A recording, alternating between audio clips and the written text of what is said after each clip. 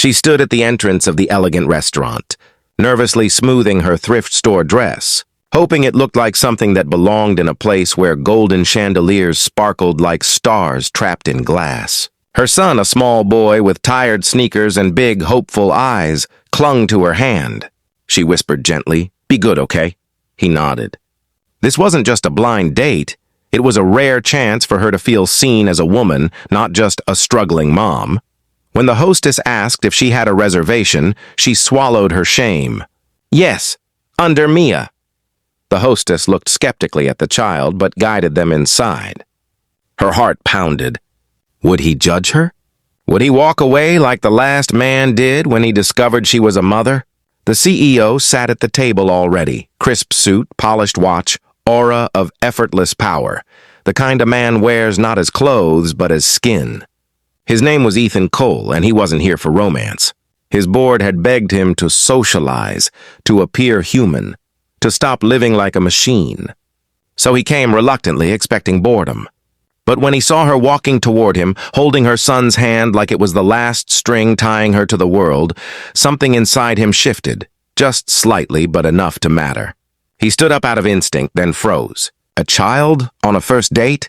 His world of guarded walls and clinical efficiency did not have space for surprises like this. Before she could speak, she blurted out nervously, I brought my son. I hope that's okay."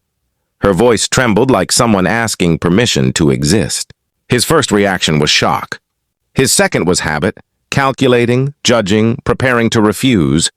But then the little boy looked up at him, offered the shyest smile, and whispered, "Hi." Ethan felt something he hadn't felt in years, a warmth he couldn't compute. He slowly sat back down instead of leaving. "It's okay," he said quietly, almost surprising himself. She exhaled like she had been underwater for too long and finally reached the surface. The waiter approached, eyebrow raised at the unexpected guest. Mia expected embarrassment. But then Ethan did the unthinkable. He pulled out the third chair himself, adjusting it gently like the boy was royalty.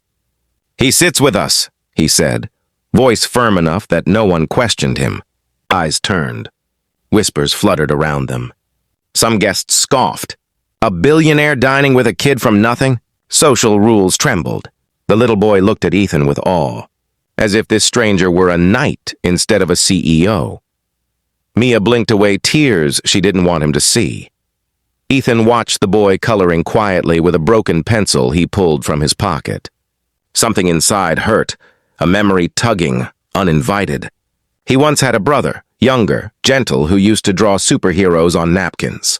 Childhood memories he buried under business deals and skyscraper dreams. Mia apologized again, voice soft, eyes apologizing for her life. "I didn't have anyone to leave him with." Ethan shook his head. "Never apologize for loving your child." It came out before he thought, surprising even himself. The waiter returned with menus. Ethan ordered pasta for the boy without asking a price, without hesitation, like it was the most normal thing in the world. But then the real test came. The boy accidentally dropped water, the glass shattering, sound slicing through the room. Conversations froze. Stares burned. Mia jumped up, panic filling her face, ready to drag her son out and disappear forever. Shame wrapped around her like chains. But Ethan lifted a hand gently. "It's okay." He removed his jacket, knelt down, and helped the staff pick up the pieces. The restaurant watched a billionaire in a $1,000 shirt on his knees cleaning broken glass for a child who wasn't his. The boy stared at him, eyes wide with disbelief. Mia stared too, like she had just seen a miracle. And then Ethan did something even more unthinkable. He turned to the trembling child and said softly, "Accidents happen. You're safe." He ruffled his hair, then looked up at Mia with eyes that suddenly weren't cold boardroom steel. They were human. "Eat. Enjoy this moment. You both deserve to." Her eyes filled. Her soul aching with gratitude she didn't know how to voice. She whispered, "No one has ever been this kind to us." Ethan looked away, the compliment hitting a lonely place inside him he thought had died. He wasn't kind. He wasn't soft. He didn't do emotional. But here, tonight, something was changing. As dessert arrived, the boy reached into his tiny backpack and pulled out a crumpled drawing.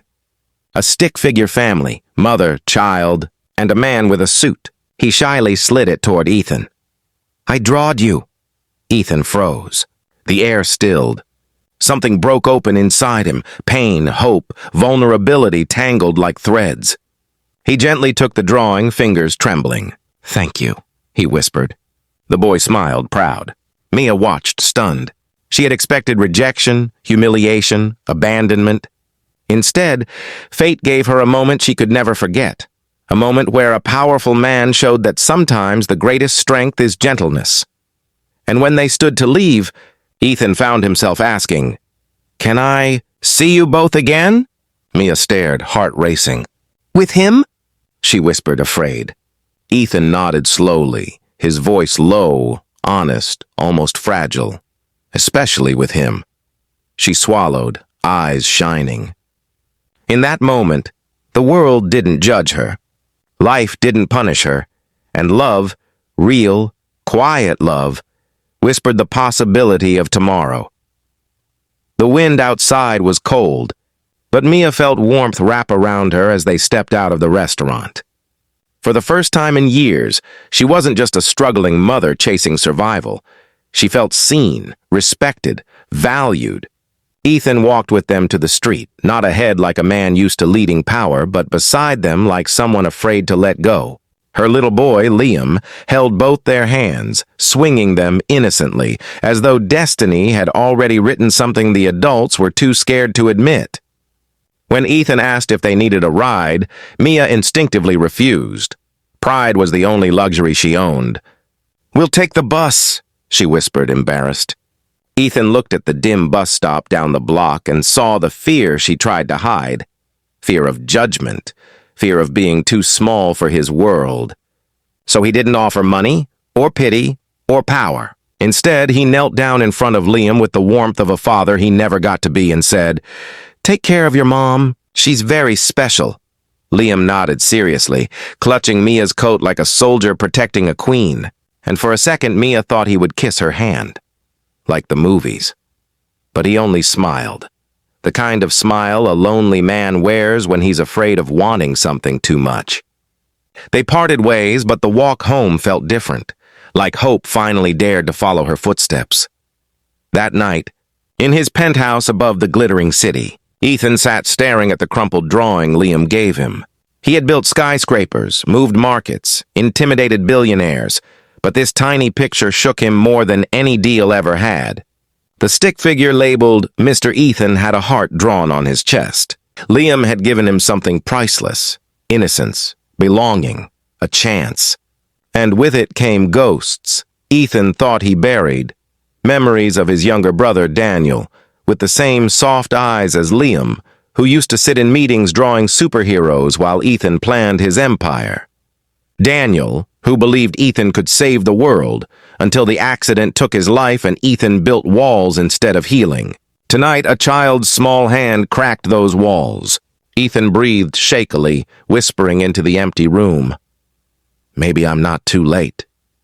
Meanwhile, in a tiny apartment across town, Mia tucked Liam into their worn-out bed. "Did you like him?" she asked softly. Liam smiled sleepily. "He looks sad, Mommy, so I drawed him a family." Tears slipped down Mia's cheeks, gentle, grateful, terrified tears. Because today felt like magic, and she had never trusted magic. Magic always disappeared. But as she held her sleeping son, she whispered, "Maybe this time it won't."